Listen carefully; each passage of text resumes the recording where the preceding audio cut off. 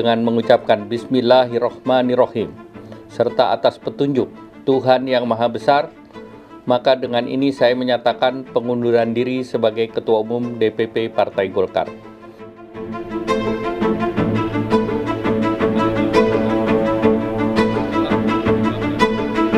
Tiba-tiba, Erlangga Hartarto menyatakan mundur sebagai Ketua Umum Partai Golkar yang ia sebut terhitung sejak Sabtu malam 10 Agustus 2024. Erlangga bilang alasannya mundur untuk menjaga keutuhan Partai Golkar dan memastikan stabilitas di masa transisi pemerintahan. Yang juga jadi tanda tanya dalam pernyataan mundurnya, Erlangga mengklaim berhasil memberi kontribusi besar dalam kemenangan Prabowo dan Gibran, juga sukses merebut kursi untuk Golkar di pemilu legislatif.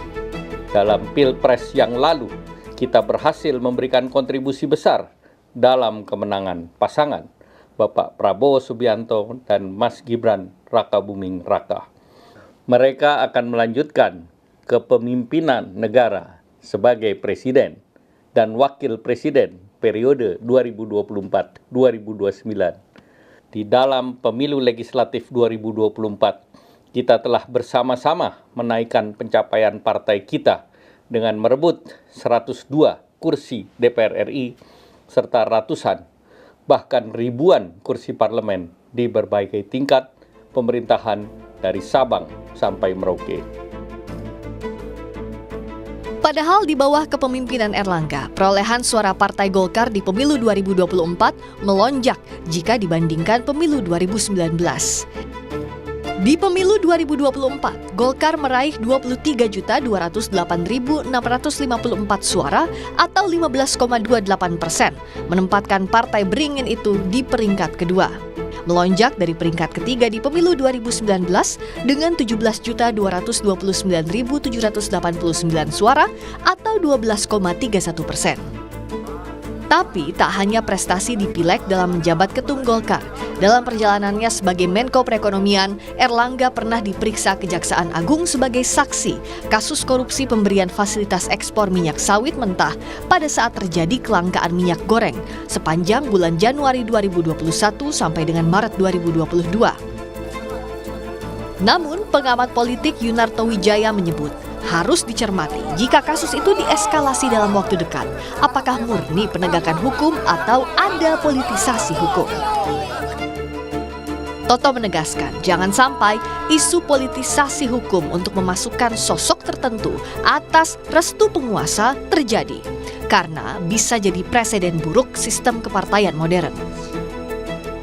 Apabila betul dalam beberapa hari mendatang ternyata ada sebuah kasus hukum, pertanyaannya kan jadi dua cabang nih. Iya. Apakah memang karena proses penegakan hukum yang wajar? Kalau itu yang terjadi, memang langkah tepatnya Mas Erlangga mundurkan diri.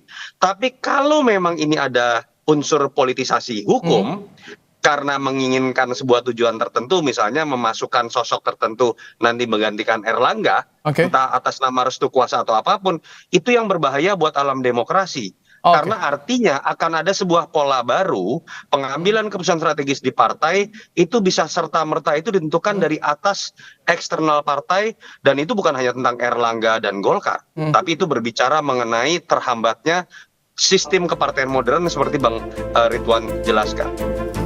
Wakil Ketua Umum Partai Golkar Ahmad Doli Kurnia belum mau terbuka soal siapa calon pengganti Erlangga. Selanjutnya, DPP Partai Golkar akan menyiapkan mekanisme organisasi sesuai ketentuan yang berlaku di partai. Karena meskipun Erlangga menyatakan mundur, tapi secara legal, mundurnya Erlangga baru bisa disahkan melalui rapat pleno. Saya katakan mundurnya itu secara de facto, karena secara de jure pengunduran diri itu harus dilegitimasi di institusi namanya rapat pleno ya. Nah, jadi sampai ada secara de jure siapa yang nanti akan menggantikan Pak Erlangga sebagai pelaksana tugas Ketua Umum, mudah-mudahan ini bisa berjalan baik. Setelah itu seperti apa, nanti kita tunggu siapa yang menjadi pelaksana tugas. Jadi saya nggak mau berspekulasi. Soal nama pengganti Erlangga, Golkar yang akan membuktikan ke publik apakah nama yang dipilih murni suara internal atau harus berbekal restu penguasa. Tim Liputan Kompas TV.